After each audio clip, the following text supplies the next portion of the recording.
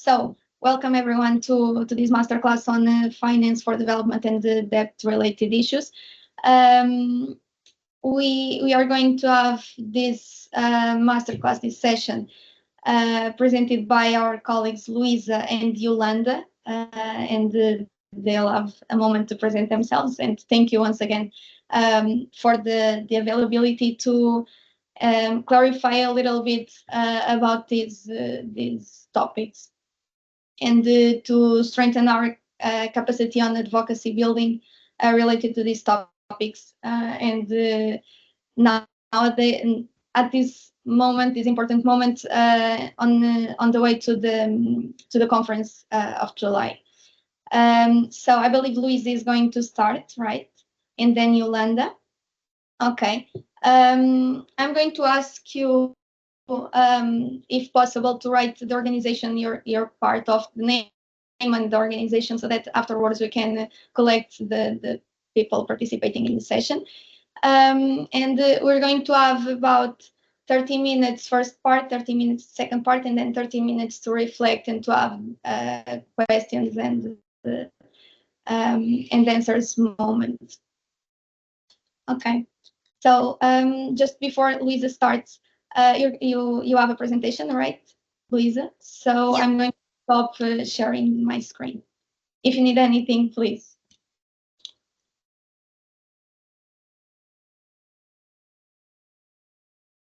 Right. Should I start then? Yes. Okay. Thank you, Daniela. Obrigada. Boa tarde a todo mundo. So I'll briefly introduce myself before we begin, and thank you so much for organizing this session and for the invitation. We're very happy to be here talking about this important topic. So I'm Luisa. I work on international cooperation, advocacy at Caritas Europa. I've been on this role for about 6 years, and we do advocacy mainly towards the European Union regarding its international cooperation.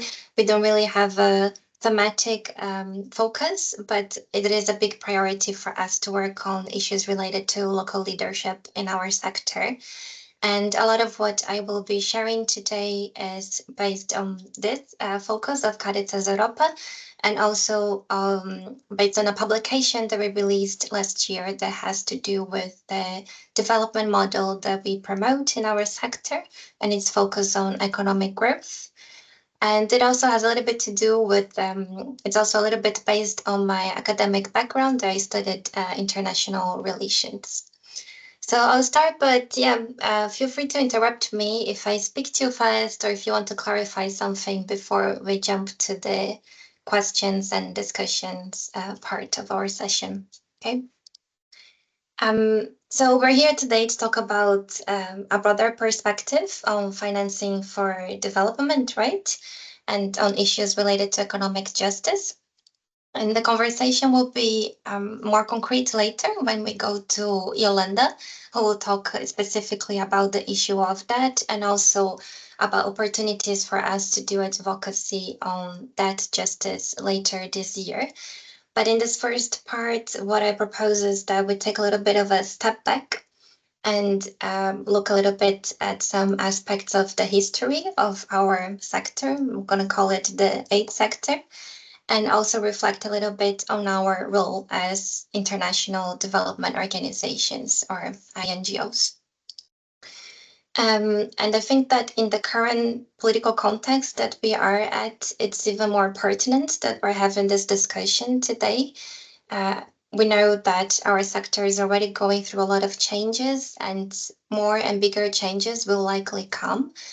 And when I mean the context, you know what I'm saying probably. You know, the changes in the US, the budgets in development, the cuts in development budgets of many European countries, the crisis of multilateralism, you know, more conflicts, the erosion of international humanitarian law, I mean, you name it. So the changes, they will come. I think that's not the question. The question is how much control we'll have over these changes, this process of transformation, and in which direction do we want to steer it.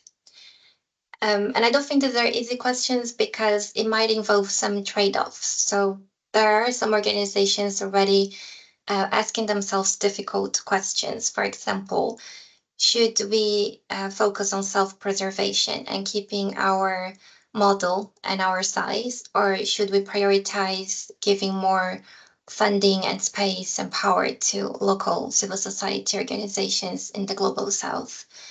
Should we keep pushing for ODA as it is, which is already ambitious in the current political context, or should we ask for a better ODA in terms of quantity and quality? Would that fly in the current context? Or should we focus on issues related to economic justice, right? Trying to address some of the harmful structures, harmful colonial economic structures, let's say. So these are some of the questions that I had in my mind when I prepared for our discussion today, and that will be guiding the next points. So before we move on to these broader issues of economic justice, I'd like to just say a few words about ODA in particular.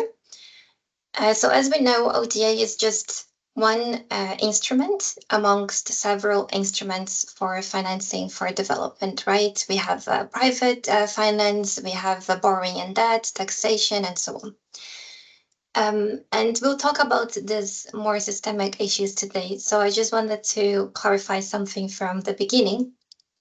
This invitation, let's say, to focus on broader systemic issues related to financing for development is not intended to downplay the role of ODA, at least not from my perspective. I mean, we in our sector, I think we know the value of ODA, right? But I think it's important to clarify that because currently there is a lot of discussion about this, a lot of narratives questioning the effectiveness of ODA, the motivation behind the donor's provision of ODA. A lot of criticism to ODA being a tool for geopolitical interests. And indeed, I mean, we see the line being blurred, right, between ODA being used for poverty reduction and ODA being used, for example, for economic interests of donors or migration control agencies, agendas, sorry. And so it is to a certain extent true, in my view, all these issues. These are serious concerns that we need to keep in mind. And we have been, right, as watchdogs, we have always been asking for better ODA in that regard. But as many would say, let's not throw the baby out with the bathwater. So I don't think we need to have a simplistic view, right? We probably don't want to risk eliminating what's good of ODA just because we want to try to make it better. And we know the positive results from evidence from our partners that are implementing projects and from research, really, that it's available. So the message I would like to convey today as we talk about economic justice is that ODA is still relevant. We shouldn't get rid of it, but it probably should also change. So it is geared toward economic justice, and we should probably be reframing it as reparations. And more importantly, because that's the focus of today's conversation, it's not enough to talk about ODA or focus on ODA. I think that we as INGOs should be concerned and working on issues of economic justice like the ones on this slide. And why is that so? So to answer this question, I would like to take a step back, as I mentioned, and talk a little bit about the historical origins of our sector. So this makes a little bit more sense. So the first point I'd like to make is that, as you'll probably know, if we disconnect, even if unintentionally, the past and the historical origins of our sector from the present, we risk contributing to international development assistance being about generosity and generosity only, instead of justice and responsibility. And we risk contributing to our sector, imposing a Western model of development and thereby taking away people's opportunity for emancipation, for self-determination, and for agency. So that's, in a very simple way, why I think it's important that we pay attention at the historical origins of our sector. So here, just as a very simple illustration, I brought a couple of quotes from the famous speeches by Truman in 1949 and 61, where he talks precisely about that. So it's a very specific model of development based on modern scientific and technical knowledge that will come from the West, the Western powers, the US and others, to underdeveloped areas, right? Another key aspect of the historical origins of our sector is the institutions that were created many decades ago and that still exist today, even if they might have changed a little bit, and that have impacted development a lot. So a first example is the GATT, the General Agreement on Tariffs and Trade, which marked the beginning of huge efforts for deregulation and liberalization to really open up the world to capital flows from high-income countries. One of the consequences of this, in a simplistic way, of course, I acknowledge this, but one of the consequences of this is that this has locked many low and middle income countries in the role of agriculture, commodity, and raw materials exporters. And when this agreement was created, there was already empirical evidence showing that this model of an economy dependent on exports of commodities and raw materials wasn't really ideal, let's say, because it prevents the industrialization, the development of manufacturing capacities of a country, and therefore, in the long run, it generates more vulnerability. But that's what happened to a lot of countries in the global south. And it happened to the benefit of small elites in these countries, for example, big agribusiness companies that control the exports of agricultural products. And of course, this has everything to do with development. So if we take the example of agriculture, there are breadbasket nations in the world that face one of the highest risks of food insecurity, like India or Brazil, because of this model that is oriented toward exports. So am I saying all this? It's just to illustrate why institutions that were created decades ago have really impacted on development. And if we don't take this into account, then we're missing an important part of the picture. Another example is the Bretton Woods institutions, the World Bank and the IMF. There's a lot that can be said about them, but what I would like to highlight is their governance structure, right? So they were created in 1944 by and for the industrialized countries of the post-war period. And we had 44 delegations present, even though these organizations today have 190 members. So of course, this is not very democratic. And on top of that, the GDP level of the members is what determines their voting power. In any national political system, I think we would all find it quite absurd if this notion of only the rich having the right to vote, right? And the poor wouldn't have that right. But somehow in the World Bank and in the IMF, this becomes normalized. I'm sure Iolanda will have more to say about that. Another example is the OECD, which was also established by Northern American and Western European states. It includes today 22 of the EU member states, and it is mandated to prioritize the interests of its members. And even though it has that mandate, it is the organization that has dominated agenda setting for international taxation, and it is also the organization that has defined rules for ODA. So these are just some examples of basic facts, basic historical facts that remind us of this process in which our sector was born and evolved, and that really illustrate the development model that we have today, how it has been shaped in the global north, really since colonial times. And from our perspective in Caritas Europa, there are quite a few problematic aspects with this promotion or even imposition of a prescriptive model of development that we could unpack, but today I only focus on two of them. So the first one, it's, wait, sorry, just a second. Yes. So the first one is the idea of development as a technical or endemic problem. And just to clarify, what do I mean when I say mainstream development model that it's being promoted? And just so it gets a bit more concrete. What I have in mind when I say this is a model that it's based on modernization, on rapid growth in material production, on often unplanned urbanization without compensating for the negative environmental and social consequences, an over reliance on technology, and so on. So the first problem with this model is that it is most of the time presenting poverty and inequality as a technical or endemic problem, right? So poverty is a problem because of lack of skills or knowledge or capital or technology, or problems like corruption and poor governance. And of course, these elements might be real obstacles to poverty eradication and to human development in certain contexts to a certain extent, but they only really say a half truth.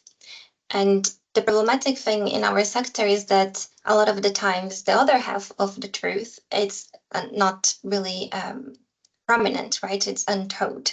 So issues of power are not necessarily at the forefront of agendas for development. So we don't see sufficient engagement with resource distribution, with addressing power imbalances, and with matters of justice. And this is quite problematic because we are organizations concerned with poverty and inequality reduction, right? But if the missing element isn't technical knowledge, then we're not going to be effective through this recipe for development that looks at poverty as a technical problem. As we know, poverty and inequalities are a result of policy choices. So this is just a slide to illustrate some of these issues. Another aspect is that in the mainstream development discourse, we don't really talk about other forms of global imbalances like trade patterns, and the fact that global South countries are not the ones establishing the trade patterns or terms. They're not the ones governing institutions that are shaping or financing development, as I mentioned before. So they're not the ones with power. So unsurprisingly, this system has worked unfavorably against them, be it when it comes to trade or tax or that or else. And it's really hard to change this. And if we just look at figures related to hunger or poverty or inequalities, we can see how the system hasn't worked for them.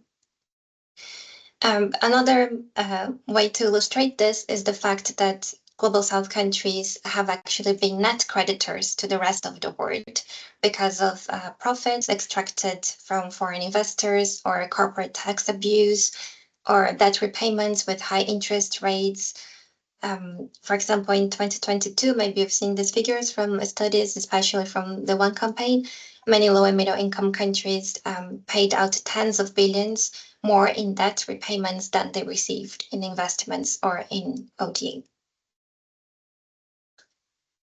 The second problem with this development model, let's say, as a prescriptive linear Western model, from my perspective, is that it has always really been about the narrative and practice of the West coming to, quote unquote, develop the majority world, with the assumption that good development was based on a specific model, a Western liberal model of economics and society and governance. And I think we can say that development donors have largely operated based on the hierarchization of knowledge, showing much more value of and legitimacy for data and knowledge deriving from modern science and technology, and leaving insufficient space or very little space for diversity, for pluralism, right? Valuing very little indigenous knowledge, ancestral, embodied knowledge, and just other worldviews, basically. And we can see here on this slide again an illustration from Truman's speech that the idea has always been that life in other parts of the world is considered primitive, and that people need to obtain knowledge and skills coming from elsewhere, right, to alleviate their suffering. And these countries that need their suffering to be alleviated are the underdeveloped, and then we have the developed ones who are going to help them, assuming that there's only one road to development. And the very perverse consequence of this is that countries that are quote unquote developed, that have been exploiting natural resources and cheap labor, for example, are regarded as developed, whereas other ways of thinking, like ecological ones, can be considered as underdeveloped. In the quote on the right, we can also see that there's a reference to sharing the technical knowledge coming from the US. But when it comes to material resources, then it doesn't really get into the equation. The willingness to share that is much lower.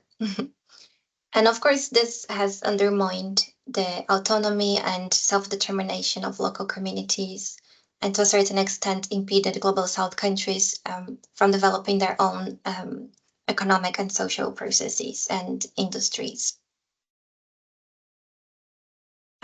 Well, all those things that I'm saying, they are not just new ideas, of course. Since a long time ago, we have seen criticism of this model. So here are just some examples from the literature, and especially from post-development theory. So we have since 1972, especially the work of Walter Rodney, that really reflected on the global imbalances and the trade patterns and neo-colonial logic that persevered even after independence processes in African countries. We have the work of Arturo Escobar, that is really a reference when it comes to post-development theory. And what these authors and others have done is really seriously look and pay attention to the political reality that shaped the origins of our sector, the goals of development, and who questions the underlying assumptions behind what it means to be developed. And because they have done so, and because they have looked at these matters of historical justice, this really helps us understand why poverty still exists today in such magnitude across the world, alongside, of course, immense wealth. Here are another couple of examples, more recent ones. The Divide is a book that also talks a lot about global imbalances, and it touches specifically on issues of trade, climate change, and so on. And the last reference I'm mentioning here is a post-development dictionary. So this is a bit of a more positive one, because it doesn't just look with a critical eye to the model of development, but it also showcases existing alternatives to mainstream development, like social economy, for example. So why am I saying all this? What does this have to do with us and with our role as INGOs? Well, when I say INGOs, yes, I'm talking about international organizations created or based in global North countries, or countries that were former colonial powers or that are currently donors. So my perspective is that we need to proactively push back against this tendency in our sector to forget the colonial history, this collective amnesia, let's say, and how this history has impacted on poverty and inequalities, and how it has shaped our sector and our work and our structures and our role even. Because I do think that we as INGOs play an important role in showing solidarity, right, with people who are oppressed and with our partners from the global South. But there are different ways of showing solidarity, and perhaps we can do that better, right? Maybe we can give up a little bit of our power. Maybe we can change a little bit our role and our purpose.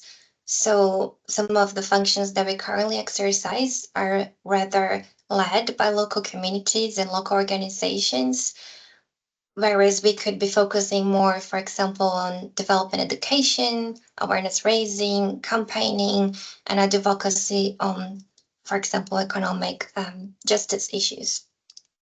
So here are just some examples of recent publications, let's say, that talk about this. We have the book The NGO Problem from last year that is very short, just like 100 pages, and touches upon the models and structures of NGOs and their roles, of course. There is a brief from Bond, the network of development NGOs from the UK, that's really interesting, talking about justice-led approaches. The last one is this publication we released last year as Caritas Europa that questions the development model focused on endless economic growth. So the main message I wanted to convey is that we should be reflecting on how we're exercising solidarity and recognizing these systemic issues, these system-wide problems, and how they impact on development processes and our role in these processes is a very important way of showing this solidarity, right? It's key so we can genuinely move away from a charitable approach and a charitable framing of poverty and inequality, which often disempower communities and depoliticize development. And instead, we can be very intentional about making the link between historical injustice and current issues and struggles.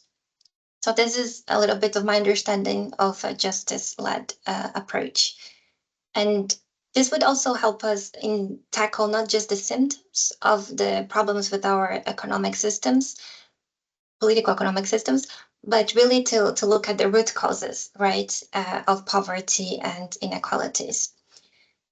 Now, of course, this kind of reforms that are needed, they're not going to happen very easily. There are a lot of people who stand to gain from status quo. And I guess also Iolanda can talk more about this and about the reluctance, let's say, of the EU in supporting the kind of changes that we need when it comes to that justice, for example.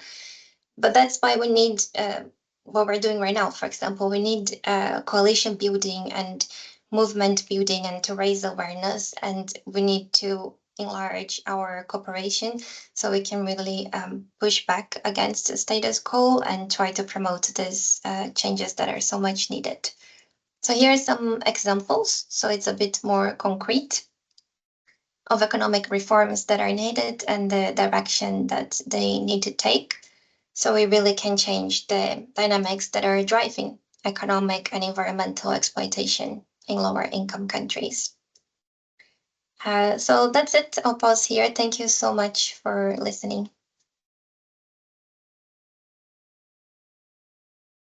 Thank you, Luisa, for this very insightful introduction on the justice-led approach and framing the origins of development finance sector, its challenges, historical background, power dynamics, and how can we as NGOs play an active role in addressing these issues and promote these economic reforms needed.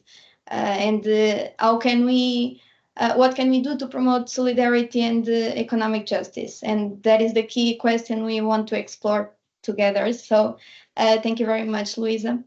Both Cáritas Europa and EURODAD are deeply engaged in development finance and advocacy, which is why we invited them to facilitate today's masterclass. And our goal is to strengthen our collective understanding of these crucial topics, essential for the work carried out by the various NGOs presented here today, and to build these stronger joint advocacy efforts, as Luisa was saying, especially in this current international context and in the lead up to the conference in Seville.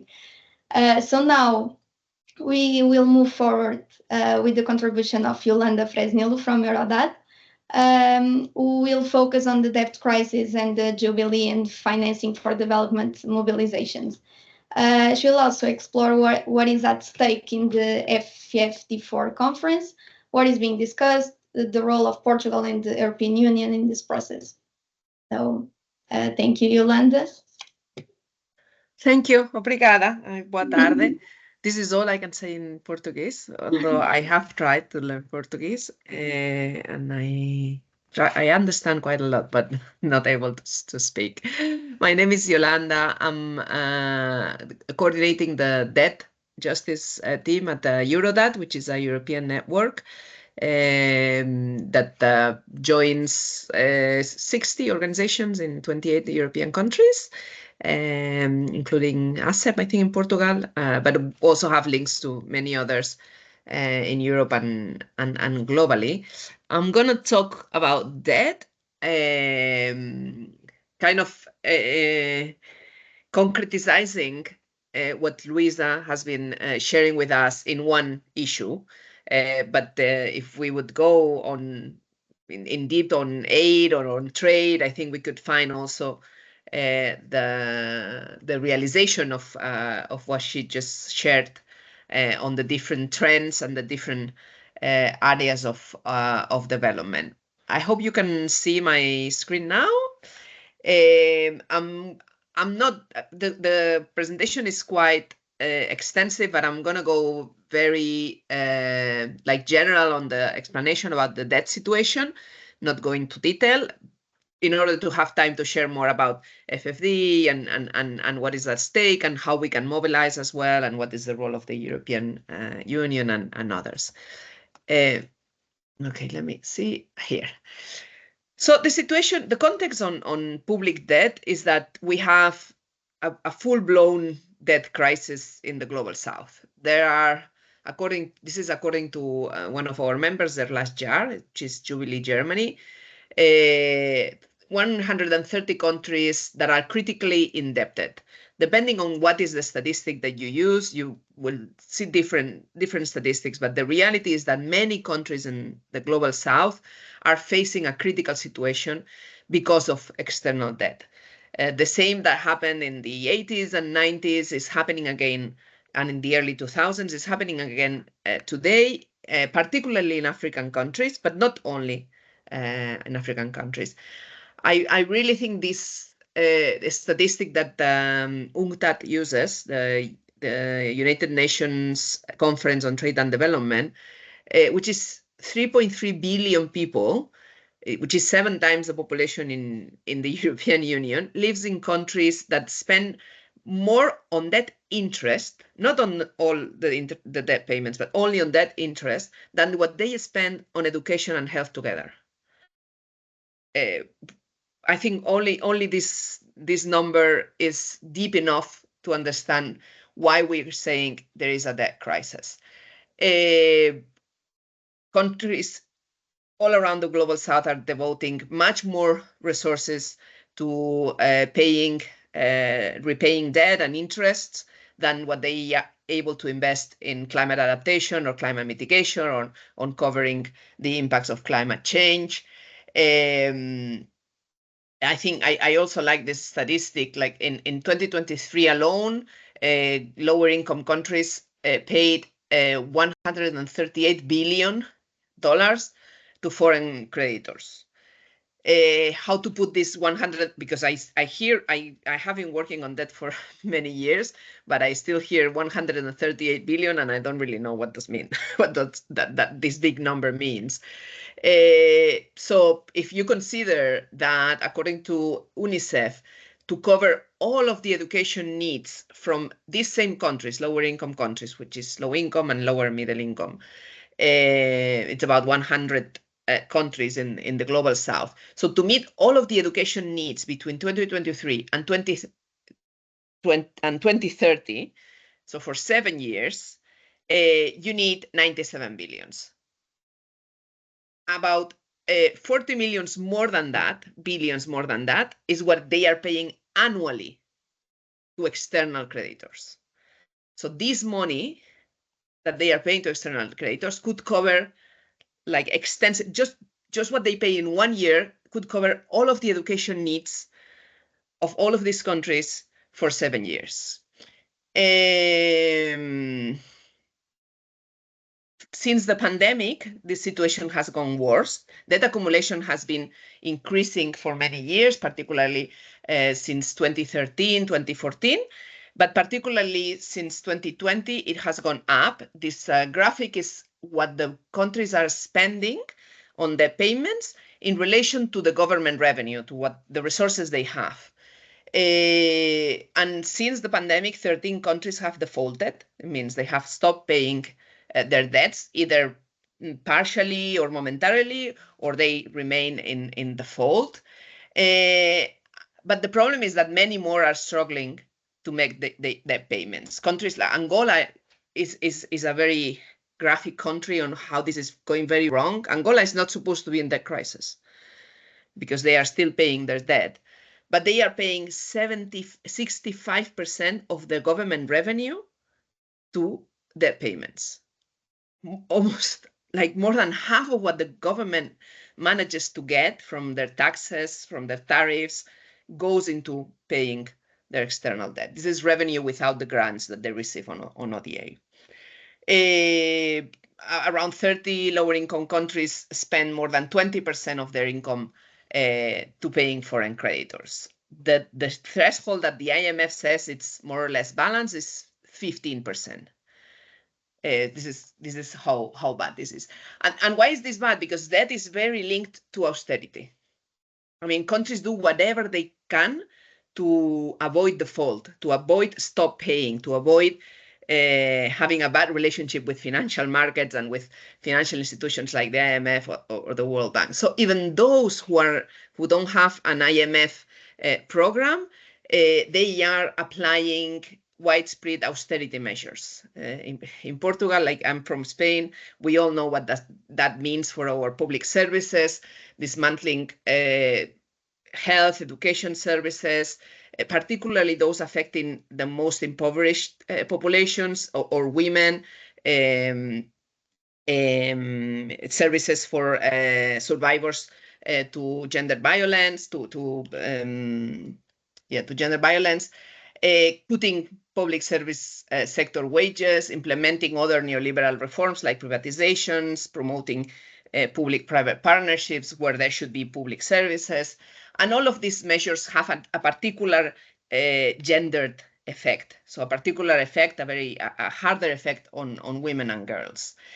This is not only us saying this. The last year's World Bank report on debt acknowledges that rising debt burdens are leading to reducing spending on agriculture and environment and on education. This is what they have found in general in Global South countries. And the problem is that this is not a temporary crisis. This is a recurrent and structural trap. This is what Luisa was talking about. This is an inheritance from colonial times, and countries remain locked in a permanent cycle of indebtedness. Even when they manage to get out of the situation of what we could call debt crisis, they keep locked into having to borrow more money, so into indebtedness, and then the cycle starts again. In the early 2000s, we had a huge debt cancellation for many countries, particularly in Africa, under what it was called the HIPC initiative. Many countries, well, not many, around 40 countries got most of their debts cancelled. Those countries, 20 years, 25 years after that, are again on debt crisis because the structural roots of that indebtedness haven't been solved, because countries remain dependent on external lending to be able to function, because the trade relations, because the overall economic relations, because the impacts of climate change haven't been addressed. So this cycle of debt and austerity remains a persistent condition that undermines development. So what we're saying is, without systemic reforms, many countries are not only facing deep crisis and are not going to be able to succeed in achieving sustainable development goals, but also gender equality and fighting climate change emergency are at risk. This is about Global South countries are paying their debt much more expensive than Global North countries. I can share the the presentation, but we just published a toolkit explaining all of it in kind of accessible language. We can share that as well. But for instance, Global South countries in average pay their debt on average 12 times more expensive than Germany. This means that countries like Kenya are borrowing at 10% their external debt. I don't know if you can imagine having to return a debt with an interest of 10%. And who's benefiting from this debt? A lot of the focus is put on China, that has become a very important creditor of particularly African countries, but also in Latin America and in Asia for sure. But most of Global South debt is owed to private creditors, to financial markets, to investors like BlackRock, to banks, international banks like HSBC, to commodity traders and companies like Glencore, who are not willing to provide debt cancellation. The other thing that is happening is that debt owed to international organizations, multilateral organizations like the World Bank or the IMF, is increasing very fast because of the situation of the debt crisis. Financial markets have stopped lending to Global South countries, or they lend at a very high interest rate, so not many countries can afford that. China has also reduced a lot the level of lending. That means that countries had to apply for IMF and World Bank loans to be able to keep on repaying their debts, so to be in the wheel. And that means that over 1/3 of Global South debt is owed to these institutions. This is terrible because these institutions don't provide debt relief.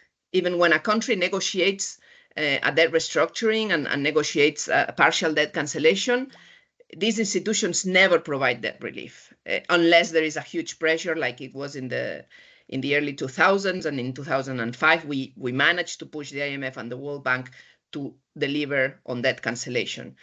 But we need a huge mobilization and huge pressure for that to happen, and this is not happening today. So in consequence, countries are trapped into this ever tightening debt trap. Governments feel forced to continue extracting, for instance, minerals, fossil fuels to export in order to get dollars to repay the debts. They remain locked into economic structures that do not allow for development or for a sovereign development. And as I was saying, this is a legacy of the colonial history. This is not because of policy choices, or not only because of policy choices in the Global South. For sure, there are policy choices, and there is irresponsible borrowing, and there are irresponsible governments in the Global South also managing these debts in a non-responsible way. But if we look in detail at the dynamics, at the overall dynamics, most of the causes are structural. We can definitely focus on corruption, we can focus on transparency, but only if we deal with the structural causes of indebtedness, we're going to solve the debt crisis. So what to do? This year we have an opportunity. 2025 is a very particular year. We have Jubilee 2025, and I will explain this a little bit more now. But we also have the Financing for Development Conference in Sevilla in July. And we have a full year of mobilizations and a lot of organizations who are saying, okay, debt is the issue we're going to mobilize on this year. Obviously, you don't have to follow all of this. But these are some opportunities where things could be organized. From now in May, the Jubilee campaigns are going to organize 4 days of particularly in social media, different actions. But there is the G7 summit in Canada, the climate conferences, the one in Bonn in June, but also COP in Brazil at the end of the year. We have from the 27th to the 28th, 29th of June, we have called for global days of action on finance under the title Pay Up, Cancel the Debt, Change the System. So there are going to be, throughout those 3 days, mobilizations in different countries, also in Sevilla, but also online, that you can join and make noise about the need for debt cancellation. Obviously, the FFD conference. We also have the annual meetings of the World Bank and IMF in October, a World Social Summit in November in Qatar, and as I said, COP30 in Brazil and the G20 in South Africa. These are all international opportunities that we can use to raise attention. About Jubilee, it's an opportunity. The Catholic Church declared 2025 as Jubilee year, and the now sadly deceased Pope Francis made an appeal for debt cancellation for the Global South, made an appeal for the recognition of the ecological debts, and also for changing the debt resolution systems. And this is really important because of the coincidence between this Jubilee year and financing for development. I don't know how familiar you are with the Jubilee concept. It's an ancient biblical concept that calls for cancellation of debts, the return of land, and the liberation of slaves. The tradition goes back more than 2,000 years to Mesopotamia and Egypt. And the Catholic Church adopted it in the 14th century, and it has marked Jubilee year every 25 years since 1470. In 25 years ago, in the 2000, there was a huge debt campaign, the Jubilee 2000. It was a historic campaign. Normally, we don't share that history, but it was a huge success because we managed to pressure the IMF, the World Bank, the lenders, even the banks, to deliver on debt relief. More than 130 billion of debt for 36 low-income countries was cancelled. But it was also a huge mobilization. It was the beginning of the anti-globalization movement. It was a movement of solidarity between Global North and Global South. And it was a moment, the Jubilee, I was part of the Jubilee 2000 campaign. And at the beginning, we joined because the message we were receiving is like, oh, look, those poor countries cannot pay their debts, cannot afford health or education, let's cancel the debts, like a charity thing. But then we started listening to our Global South partners, like Jubilee South, saying, no, we don't know, we don't pay, this debt is illegitimate, this debt comes from this colonial history. And here, what Luisa was telling us, the justice perspective into the debt issue came in, and the campaigns turned into campaigns for economic justice, for debt justice, not just for debt relief. And I think this has maintained until now. And this is important for FFD4, for the Financing for Development Conference, because in 2000, we managed to get debt cancellation. But now we are in the same situation, because back then, we didn't manage to change the system. And both things need to happen. We need debt cancellation, but we also need to change the debt architecture. Otherwise, we will be in the same situation in some years if we manage to get debt cancellation.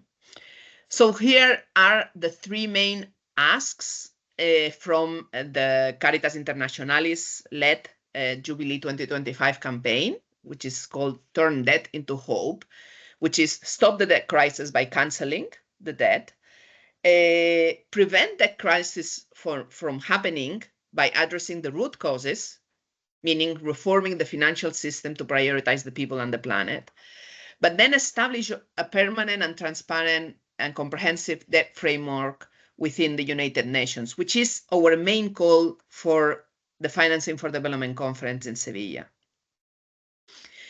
The Cáritas Internationalis campaign will have a very big moment now in May, between the 24th and the 28th, which is the Relay of Hope. It is a call to do actions online with the passing of a candle, a light candle, with the message of turn debt into hope and canceling debt. I can share the link to the guide that the Caritas Internationalis has put forward.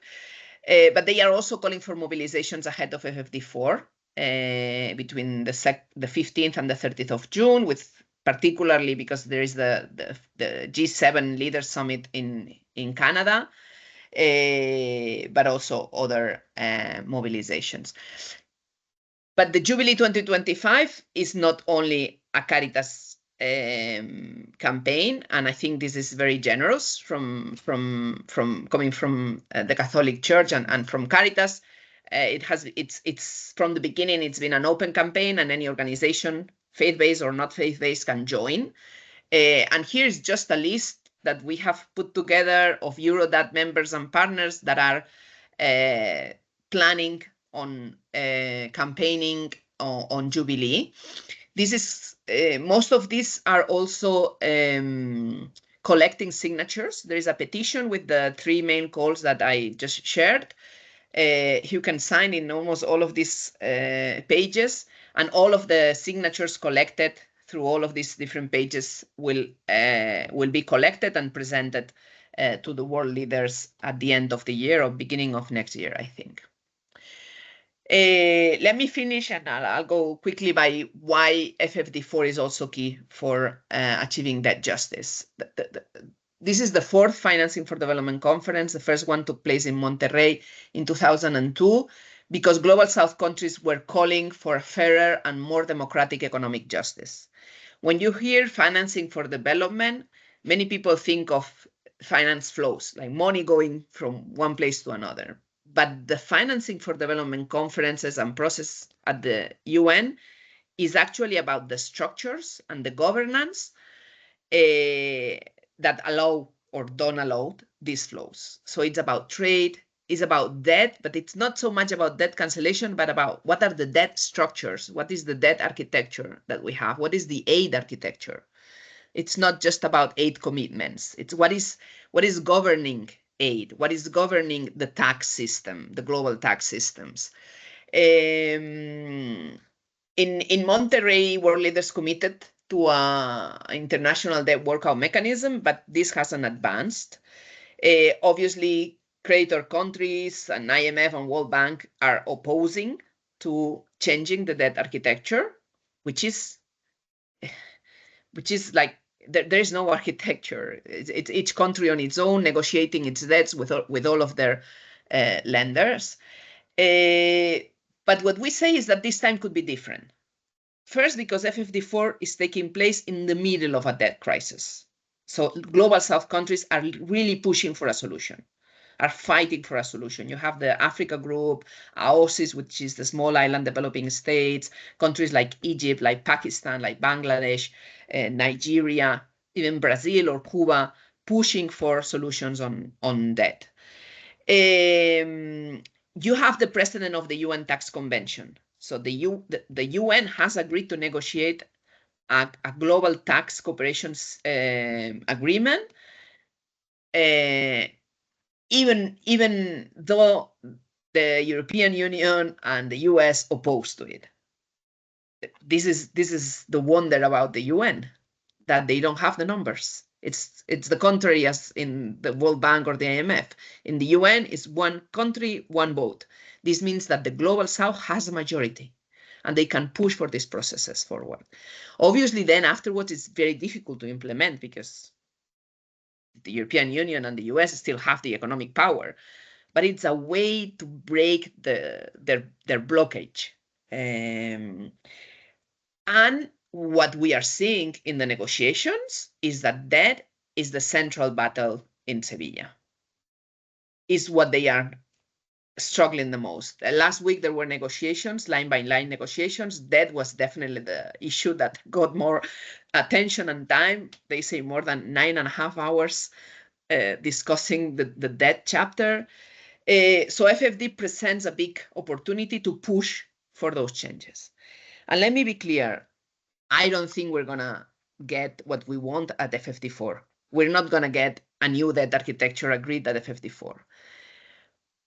but we can get something. We can get an intergovernmental process, or we can get the Global South countries very angry, which is what happened after the last FFD conference in Addis Ababa. And they got that anger, and they pushed until they got the UN Tax Convention. So even if we don't succeed in Sevilla, if we put up a fight and we support Global South countries, we might get them empowered enough to continue this fight after Sevilla. So I think this is why we need to really put all of the pressure.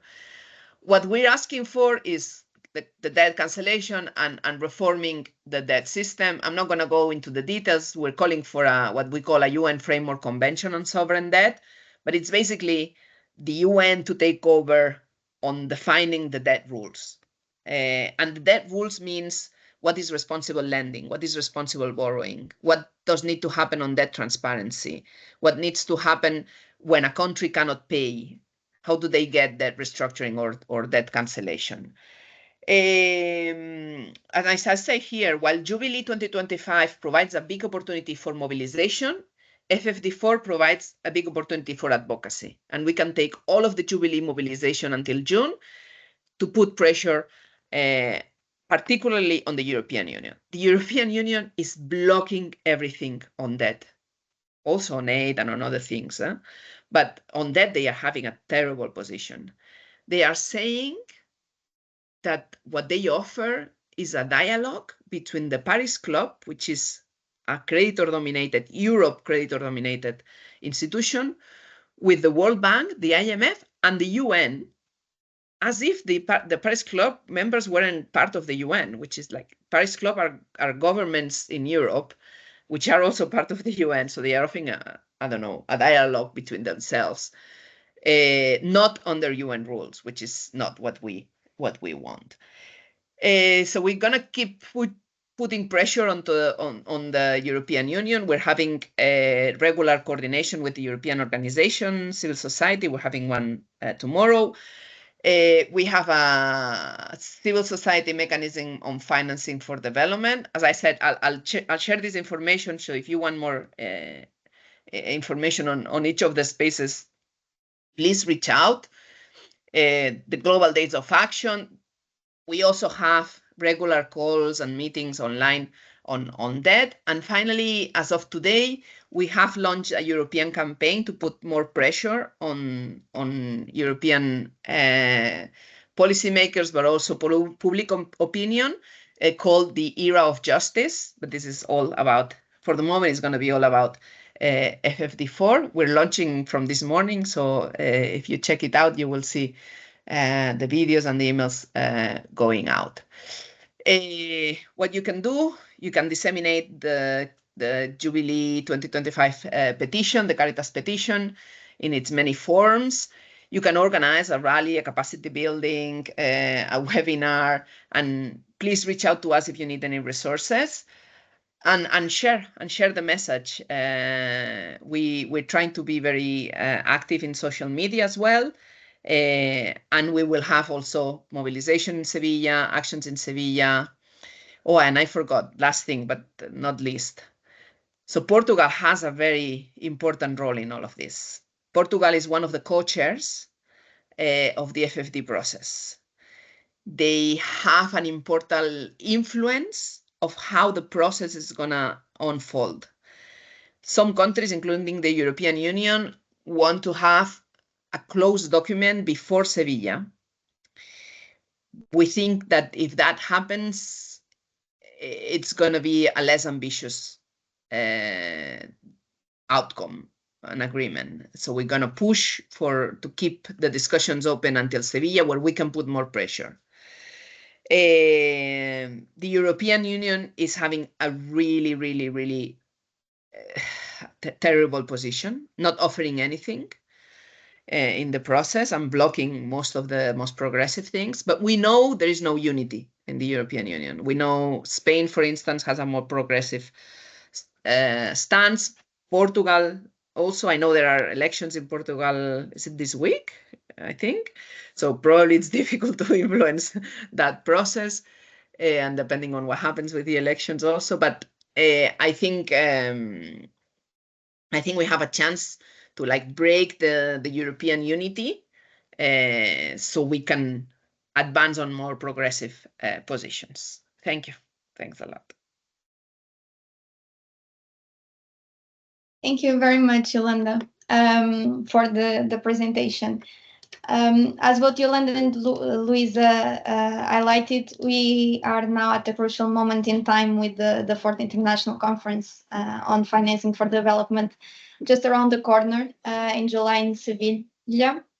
So, as it was mentioned, this is a key milestone for achieving debt justice, and as civil society organizations, we have this vital role to play in building pressure and holding decision makers accountable. Iolanda already introduced us to several concrete ways which we as organizations can get involved. In fact, this masterclass is itself one of them, an initiative adapted from the Caritas, the international Caritas campaign that was mentioned. And here in Portugal, Caritas Portugal, FECIA, and the EMVF are adapting in the framework of a broader project on policy coherence for development. So this is a way of sharing the petition as well, and understanding the roots and the impacts of the debt crisis, and is essential if we are to effectively call for the cancellation of unjust debt and push for fair solutions for the most vulnerable countries, which are stuck in this cycle. Which also includes helping spread the Caritas petition, as Iolanda mentioned, which is active at the moment. At the national level, the Portuguese platform, NGO platform, has also been developing some recommendations ahead of FFD4. I don't know if Rita wants to say something about it, to strengthen Portugal's and the European Union's commitment to financing for development and global solidarity. So now what we invite you is to share some initiatives, or to ask, to enjoy this moment, to ask some questions you may have to Luisa and Iolanda, or reflection to reflect together how can we as civil society organizations get more involved and to build this pressure and advocacy efforts. So if someone wants to ask something or to have these recommendations.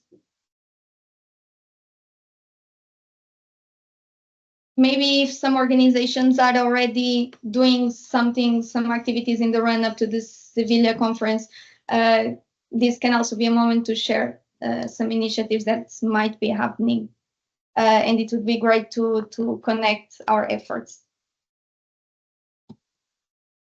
Yes, Mafalda. Hi, everyone. Perhaps I'll share, Daniela, also because you were mentioning the platform. Well, first of all, for those of you who don't know me, I'm Mafalda from the Portuguese Platform of Development NGOs.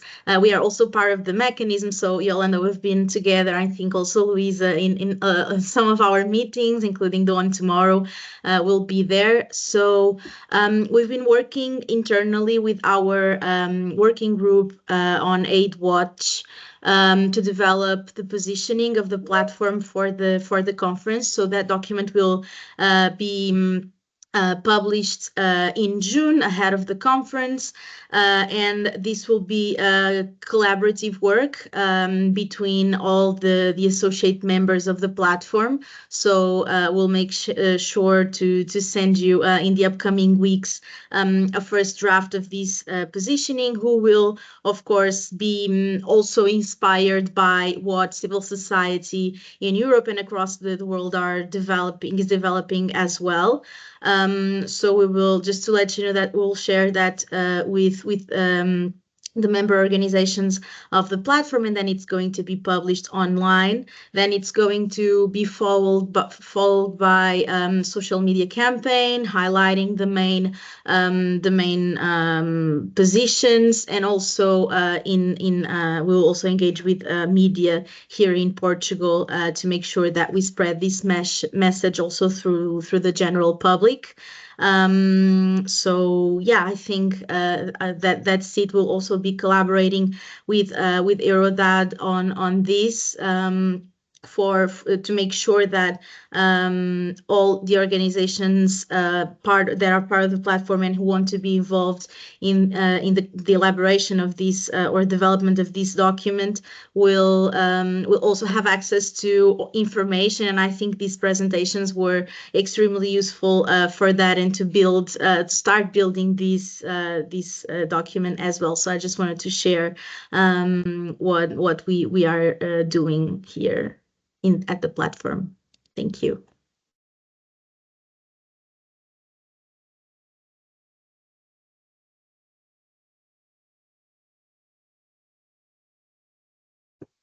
I don't know if someone has any question about what has been shared in this session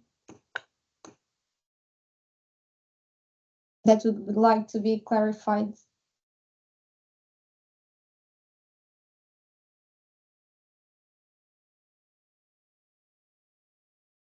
Yes, Christina.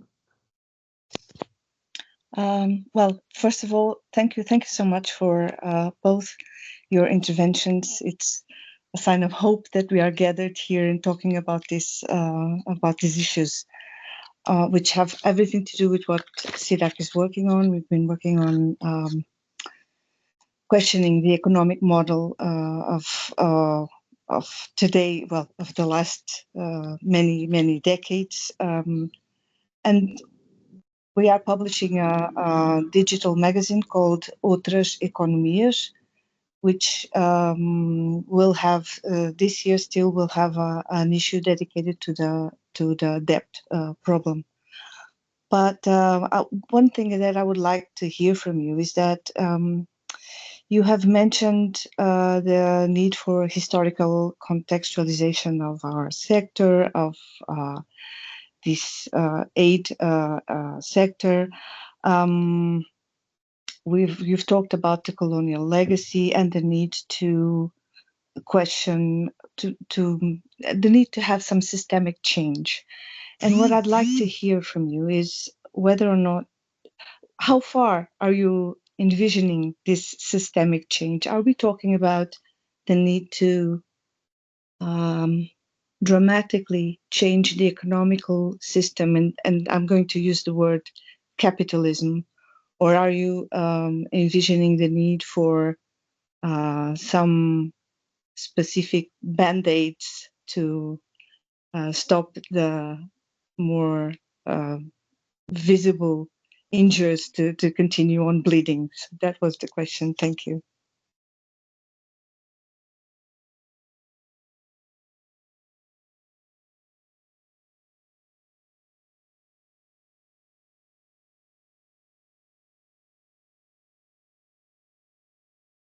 Should I answer this one? Because I think it's a very important one. It's a very important question. And I think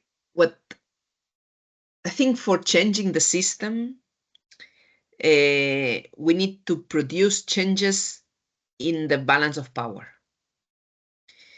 Obviously, we need to build alternatives from the ground. We need to build a more critical society, new forms of consumption, particularly, for instance, in the global north. But we also need to change the balance of power. So we need to challenge institutions like the World Bank or the IMF. We need to challenge the way things are decided today internationally. And I honestly think that challenging the international financial architecture is a way of doing that. That being said, I think a lot of the organizations that are participating in FFD, including mine, are aiming for bandages in this conference, as you were calling them. Some of these organizations hoping that these bandages can lead to a more systemic change in the future, like myself personally. My personal opinion is that to get to that, we need a massive mobilization. And I see this Jubilee mobilization as what could be the seed for broader international solidarity and system challenging mobilization, like it happened in the early 2000s with the anti-globalization movement, which was an anti-capitalist movement in most of its forms. Obviously, we failed because here we are 25 years after that. But a lot was challenged back then. And the beginning was a debt cancellation campaign. I'm not saying that the history can be repeated, but that if we manage to mobilize people again for international solidarity, which is something that it's not happening today. I mean, I don't know in Portugal. In Spain, we can have mobilizations on housing. Here, maybe climate and environment, but more like protecting our own environment, not thinking about the global dimensions. So I really think that to challenge the system, we need to build again an international movement. And I see this as an opportunity for that. But I don't fool myself. And I know we are in a process where most of the civil society organizations and definitely the countries negotiating in FFD are looking for bandages. I don't know if I answered the question. Can I come in as well, Daniela? Is that okay? Yes, of course. Yeah. I can comment from our perspective from Caritas Europa and also my personal perspective. As I mentioned before, we worked on this publication last year related to our economic model. So for us, it was this huge effort precisely at really looking at the root causes of the symptoms and injustices that we as Caritas are concerned about, right? So for us, we got a lot of inspiration from the encyclical letter of Pope Francis called Laudato Si, which talks precisely about this and criticizes incremental change and invites us to look at the root causes. And by root causes, I not only mean our economic system, but also the values behind it and our lifestyles and so on. And we came up with a lot of recommendations on how to build a different economy. So for us, yes, it is about moving away from a capitalist system towards something different. Because we think that within the current system that it's focused on endless economic growth, it's an endless pursuit that, whatever we do will be just about superficial change and dealing a little bit with the symptoms. So we're now at a stage in which we're trying to promote the publication with not only European Union policymakers, but also other stakeholders within the church, outside the church, other NGOs, and so on. And what I realized, for me at least, having gone through this journey of learning a lot in the process of producing this publication, is that for me at this point, the question is not that much which policies we need. It's actually what Iolanda was saying, how to get there in terms of strategy for movement building. Just yesterday, I was talking to a friend of mine from Brazil. He dropped me a message with a news from a Brazilian newspaper talking about how many football pitches Brazil is it will be in deforestation in Brazil for the sake of exploiting, for example, lithium and other raw materials to Europe for electric vehicles. There's this new research that came out just last week about this, not just about Brazil, but the global south. And then we started talking, and then he was asking, yeah, but I don't know how to get out of it, because raw materials are so crucial for energy and so.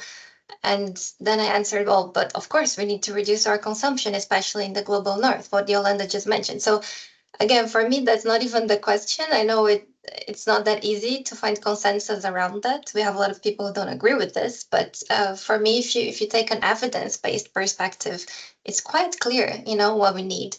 It's the same when it comes to that justice. Just take an evidence-based perspective. This is not ideological, to see how the solutions currently are not actually being real solutions, because the debt crisis keep happening. And how to get there? Yeah, it's about movement building. So I totally agree with Iolanda that that's what we need to focus on and which strategies work nowadays. And there we need to be very, very careful, right? Because I think we're all trying to explore different strategies. Should we, for example, incorporate the language of the center right? Should we incorporate language of competitiveness and strategic interests and so on and so forth in our narrative, so we can have a little bit more reach?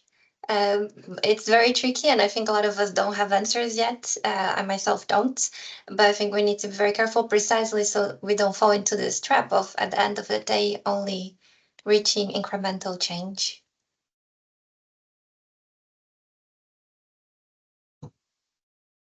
Thank you, Iolanda and Luisa.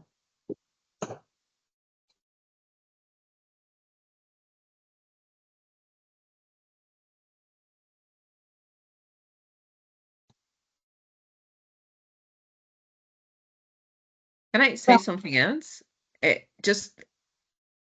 I think Sevilla is an opportunity for this in terms of meeting. I used to be part of that movement in the 2000s, and we had the the World Social Forums, and we met international colleagues from the Global South, and we built a system by also exchanging and building relations. And I'm hoping that Sevilla can be that. There's going to be a civil society forum. There's going to be a feminist forum in Sevilla as well. So besides the conference and the negotiations, which follow its own trend, it's going to be a meeting point. So if you don't have plans for end June and early July, it's going to be very hot in Sevilla.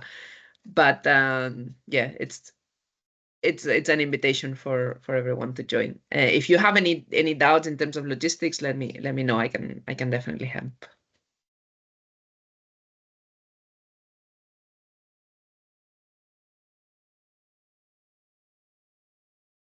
Thank you once again. If there are not any more questions or comments, I believe we can wrap up today's session, this masterclass. And I'd like to, in the name of the organization of this session, I want to thank you all once again for the participation, to Luisa and Iolanda for kindly accepting this challenge, and for everyone here present today.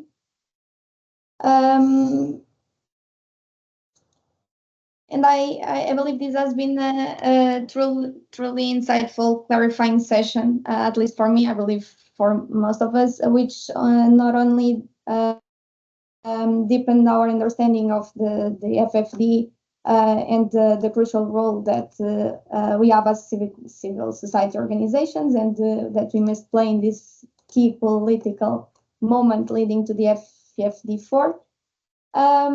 So thank you once again.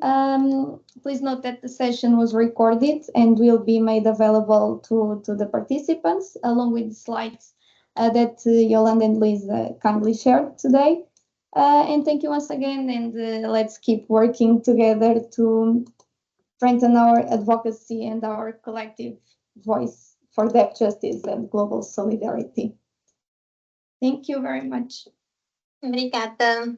Obrigada. Obrigada.